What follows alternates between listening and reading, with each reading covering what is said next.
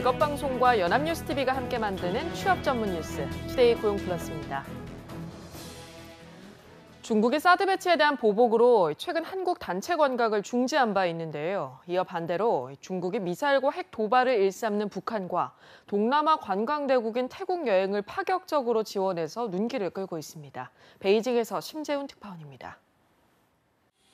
중국 단둥과 북한 평양을 오가는 전세기가 지난 28일 처음으로 취항했습니다. 이 전세편을 운항하는 항공사는 북한의 고려항공입니다. 많은 중국 사람들이 조선에 대해서 좋은 감정을 가지고 있고, 그래서 여기에 와보고 간 사람들도 많고, 그래서 많은 관광객들이 올 것이라고 생각합니다. 고려항공은 5년 연속 세계 최악의 항공사로 선정됐을 정도로 안전도에 문제가 많습니다. 안전 문제 등을 고려할 때 해외 취항이 가능한 고려항공 여객기는 4대에 불과한 것으로 알려졌습니다. 중국 당국이 고려항공의 취약성을 알고도 전세기 운항을 허용했다는 것은 문제가 있다는 게 업계의 지적입니다.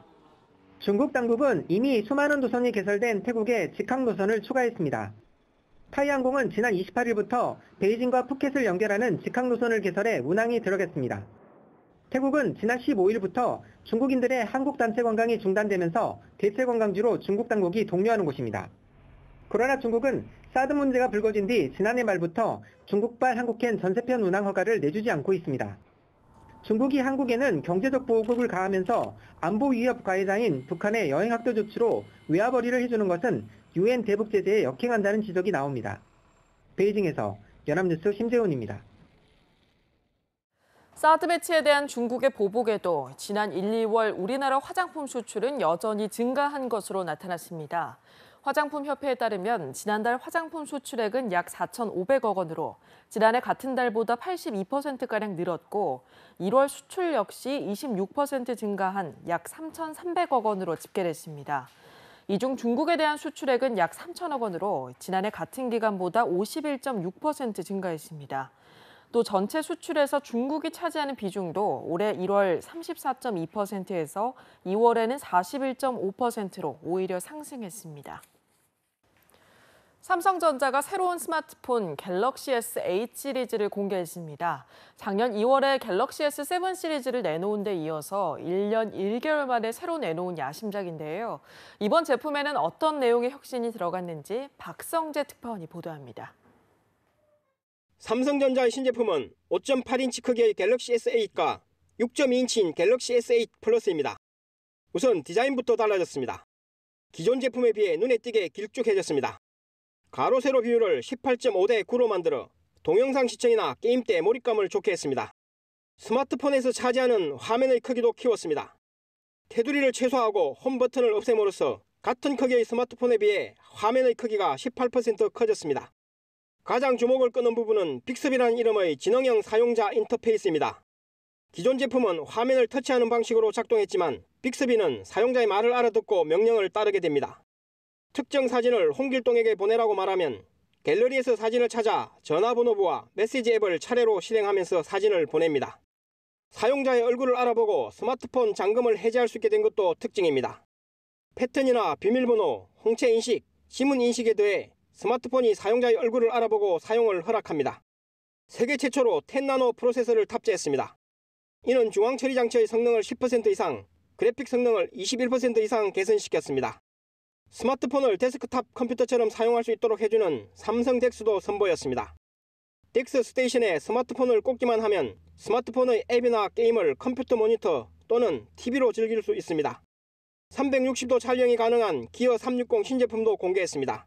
갤럭시 노트 7 발화 사건으로 치명상을 입은 삼성전자가 신제품을 통해 스마트폰 명가의 자존심을 회복할지 주목됩니다. 뉴욕에서 연합뉴스 박승재입니다. 국내에서 법인세를 가장 많이 내는 기업은 삼성전자와 현대자동차로 이 두 회사가 전체 법인세의 10%를 부담하는 것으로 나타났습니다. 국회 예산정책처가 나이스 평가 정보 데이터베이스를 토대로 분석한 결과 2015년 기준 법인세 비용 상위 10대 기업이 전체 법인세 세수 45조 295억 원의 23.5%인 10조 5,758억 원의 법인세를 납부한 것으로 집계됐습니다. 부동의 1위 삼성전자는 3조 2,167억 원을 납부해 전체의 7.1%를 부담했고 2위 현대자동차는 1조 4,024억 원을 냈습니다. 눈앞에서 펼쳐지는 가상 증강현실 분야가 차세대 산업으로 각광받고 있는데요.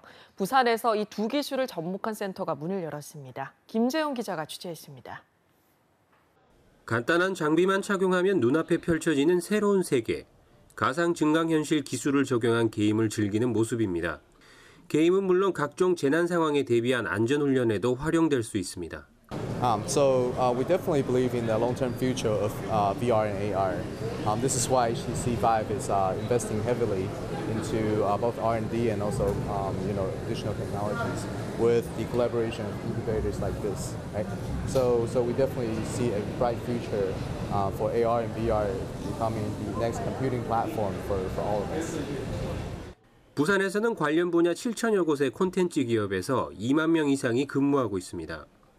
부산은 영화와 게임 등 초기 가상현실 산업을 이끌 연관 산업이 집적화된 데다 해양 플랜트와 조선 등 2차 제조 산업도 기반을 갖추고 있어 가상 증강현실 융복합 콘텐츠 개발에 최적의 환경을 갖췄다는 평가를 받고 있습니다.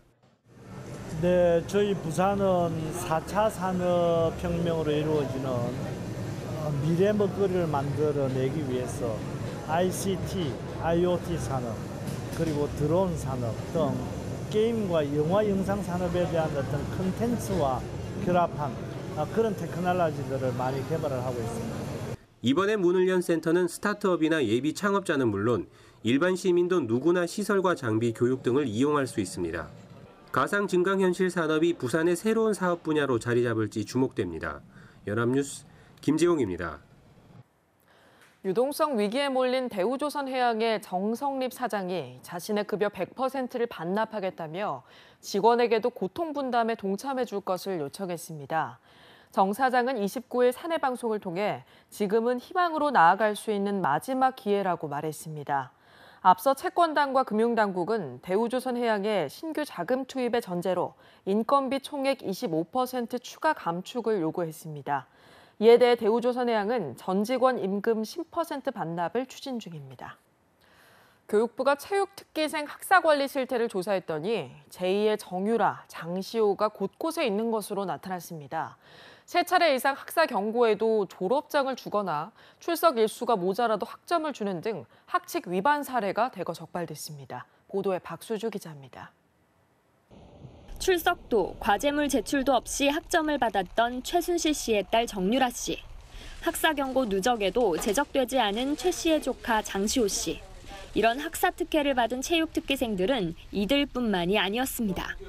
교육부가 체육특기생이 100명 이상 재학 중인 대학 17곳을 조사한 결과 13개 대학에서 출석 일수 미달에도 학점을 받은 재학생 330여 명을 적발했습니다.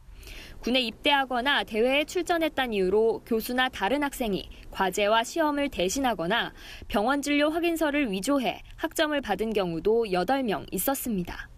이런 사례는 학칙을 위반한 것일 뿐만 아니라 사문서도 위조한 것으로 형사 고발하기로 했습니다. 또한 특기생이 프로구단에 입단하면 일반 학생 신분으로 바뀌어 시합 등을 이유로 수업이나 시험에 빠지면 공결, 즉 출석 인정이 되지 않지만 57명은 문제가 없었습니다. 학사 경고에 따른 제적 사례를 살펴보면 이런 특혜는 더욱 두드러집니다. 최근 20년간 고려대와 연세대 등 4개 대학에서는 학사 경고를 3번 이상 받고도 제적되지 않은 학생이 약 400명에 이릅니다. 총장이 제적을 면하도록 처리하거나 학칙보다 학생의 사정이 먼저 고려됐습니다. 교육부는 해당 대학들의 기관 경고 등의 행정처분을 내릴 것을 검토 중이며 재학생들과 교수들에 대해서는 학점 취소와 징계 등을 요구하기로 했습니다. 연합뉴스TV 박수주입니다.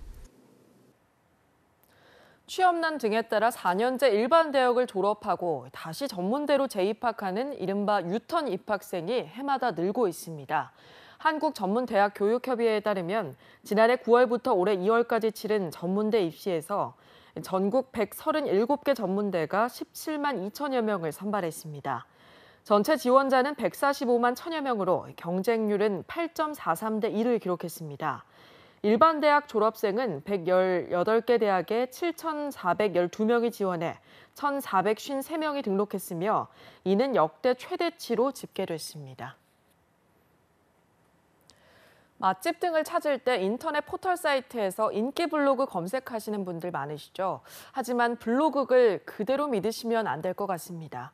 스마트폰 앱으로 블로그 인기 순위를 조작한 일당이 경찰에 붙잡혔습니다. 정선미 기자입니다. 평범해 보이는 사무실. 하지만 책상과 바닥에는 수십 개의 스마트폰이 놓여 있습니다.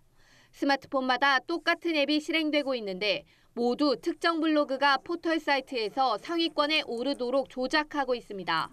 서울청 지능범죄수사대는 블로그 순위를 조작하는 앱 개발자 39살 이모 씨와 앱 구매자 등 65명을 검거했습니다.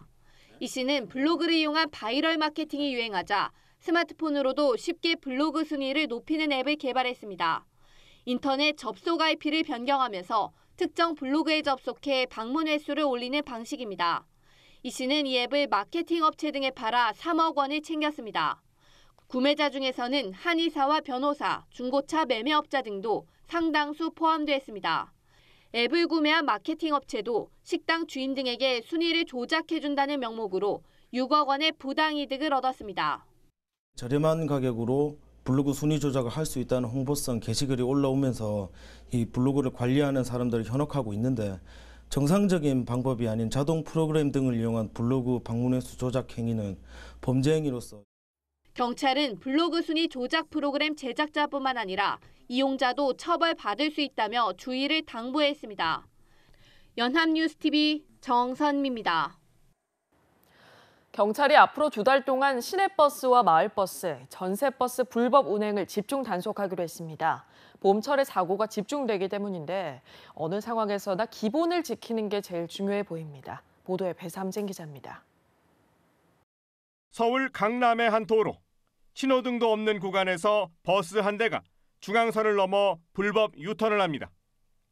은평구의 한 도로에서는 빨간불이 켜졌는데도 시내버스 2대가 그대로 지나갑니다. 버스가 지나가고서야 학생들이 도로를 건넙니다. 위태롭게 끼어들기를 시도하고 중앙선을 넘어 달리는 것도 서슴지 않습니다. 경찰이 2달간 이런 시내버스 등의 불법 운행을 집중적으로 단속하기로 했습니다. 난폭운전이나 신호위반, 불법 주정차가 집중 단속 대상입니다. 지정되지 않은 장소에서 밤샘 주차를 할 경우에는 20만 원의 과징금을 부과하고 3일 동안 운행을 정지시키도록 지자체에 통보하기로 했습니다. 꽃구경을 가는 전세버스도 단속됩니다. 지난해 전세버스 교통사고는 170여 건으로 이 가운데 40여 건이 4, 5월에 집중됐습니다. 특히 치사율은 전체 사고 대비 2배 이상 높았습니다. 경찰은 버스에서 노래를 부르고 춤을 추거나 안전띠를 매지 않는 행위, 대열 운행 등을 단속하며 출발 전에 운전자가 술을 마셨는지도 점검하기로 했습니다.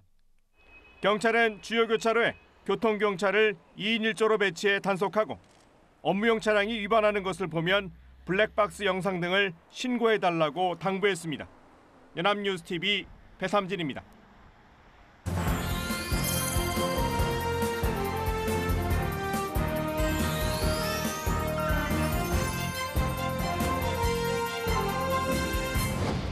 사회적으로 핫한 이슈를 키워드로 알아보는 핫키워드 시간입니다. 구본학 캐스터와 함께합니다. 안녕하세요. 안녕하세요. 핫키워드 시간입니다. 요즘 국회에서는 52시간이냐, 68시간이냐를 두고 이 찬반 논쟁이 치열합니다. 바로 최대 노동시간 단축 문제인데요.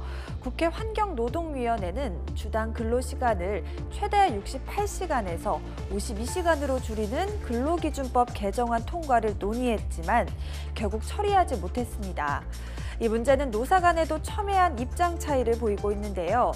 오늘 핫키워드 시간에 자세히 알아보도록 하겠습니다. 네, 우리나라는 OECD 국가 중에 2번째로 오래 일하는 나라라는 불명예를 가지고 있습니다. 그렇기 때문에 근로시간을 줄여야 한다는 지적을 늘 받고 있는데요. 그런데 68시간과 52시간은 어떤 기준으로 정한 건가요? 네, 근로기준법상 법정 근로시간은 일주일에 40시간이고 근로자의 동의하에 최대 12시간까지 추가 근로가 가능합니다. 그래서 일주일에 52시간 이상 일하지 않는 게 원칙인데요. 하지만 현실에서는 근로기준법과 달리 주 68시간까지 근무를 시킬 수가 있습니다. 그 이유는 고용노동부가 법정 노동시간의 기준을 주 5일로 보고 있기 때문인데요. 월요일부터 금요일까지 52시간 근무를 하고 주말은 별도로 16시간 더 일할 수 있다는 게 고용노동부의 해석입니다. 네, 이 유권 해석 때문에 주당 최대 근로시간이 52시간에서 68시간으로 늘어났군요. 그런데 근로기준법에 일주일이라고 적시가 돼 있는데 이게 가능한 건가요? 네, 듣기에도 좀 의아하시죠? 이 한마디로 일주일은 5일이라는 비상식적인 전제가 있어야 가능한 논리입니다. 주말은 일주일에 포함되지 않는 별도의 휴일로 추가로 이틀 동안 16시간의 근무를 할 수 있게 된 거죠. 설명드리기도 참 복잡합니다. 네, 듣는 사람들도 참 어렵습니다. 그런데 근로기준법이 있는데 굳이 이런 복잡한 유권 해석이 필요할 이유는 뭘까요? 일단 최대 근로시간은 16시간이 늘어났네요. 네, 그렇습니다. 또 주중에 기본 근로시간을 다 채우고 휴일에 추가 근무를 하는 경우에 법적으로 두 가지 수당을 받을 수가 있습니다. 이 휴일 근로수당과 연장 근로수당인데요. 고용노동부의 유권 해석을 적용하면 휴일 수당은 받을 수 있지만 연장 근로수당은 받을 수가 없습니다. 일주일이 5일이기 때문에 휴일 근로는 추가 근로에 포함이 되지 않는 겁니다. 이렇게 되면 기업에서는 임금 부담이 줄어들겠죠. 네, 그렇네요. 당연히 노동자 입장에서는 불리하겠습니다. 그래서 일주일을 7일로 정의하고 주당 최대 근로시간을 52시간으로 단축하자는 거군요. 네, 바로 그렇습니다. 그런데 재계와 일부 의원들의 반대로 결국 통과가 되지 못했습니다. 국회는 상시 근로자 300인 이상의 기업은 2019년 1월 1일부터 300인 미만의 기업은 2021년 1월 1일부터 개정안에 적용을 받도록 장정 합의한 것으로 알려졌는데요.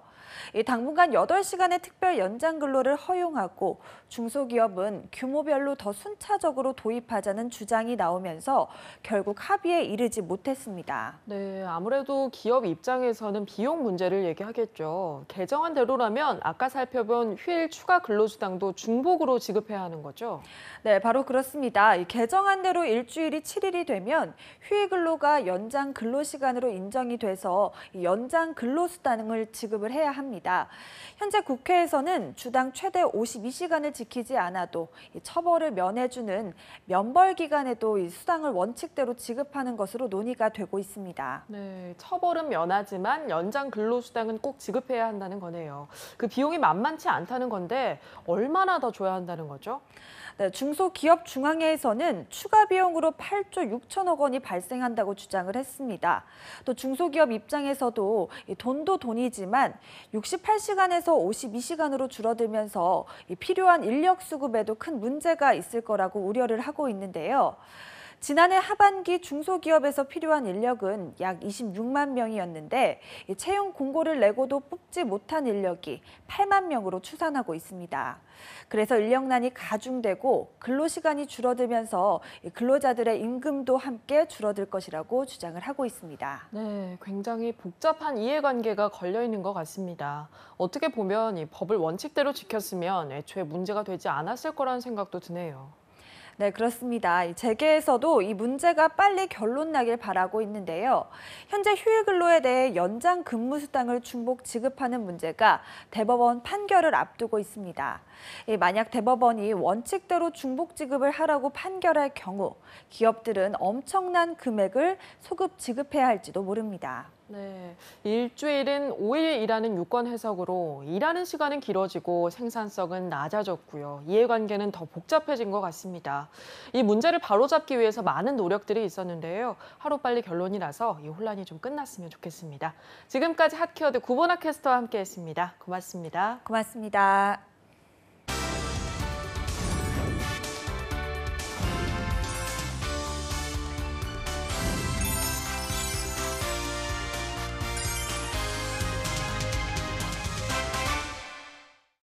투데이 고용 플러스 오늘 준비한 소식은 여기까지입니다. 함께해 주신 여러분 고맙습니다.